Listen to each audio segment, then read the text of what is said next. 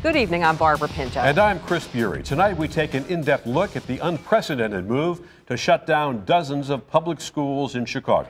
The city's schools are ranked among the worst in the nation, and school officials say all of the closings are necessary to fix a broken system. But some community leaders and parents aren't buying it and have vowed to fight. Late Wednesday afternoon, protesters filled Chicago streets, taking their boisterous battle to the city's epicenter. Police ticketed more than 120 demonstrators. Hundreds gathered at Daley Plaza to give Mayor Emanuel and public school officials an earful. They are outraged by the plan. It would close 54 elementary schools, nearly all of them on the south and west sides of the city in predominantly African-American neighborhoods. One of the parents, Jeanette Taylor, says she doesn't trust the motives of public school officials. You are not talking about reform. You are not talking about education. You're talking about buildings. You're talking about money. That has nothing to do with the education of our kids.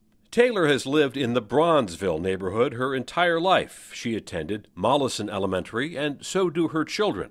Mollison is not closing, but it will be receiving more than 400 new students from nearby Overton Elementary, which is slated for closure. We already have grade levels where there are 36, 37 kids. We have 3 grade levels where we cannot take another child from that grade, so how are we going to work that out? School officials claim the shutdowns will save $560 million over the next 10 years, money that can be funneled back into schools and neighborhoods that have been underserved for many years. We're cognizant of that, and again, we're frustrated that folks that were running the school system previously didn't address this, and we're here today, and we're going to address it today. The differences within the Chicago public school system can be startling.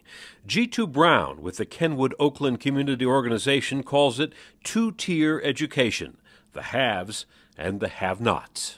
Lakeview has 12 advanced placement classes. Dyett has none. Lakeview has Mandarin Chinese, French, Spanish, German, regulars, honors, and advanced placement.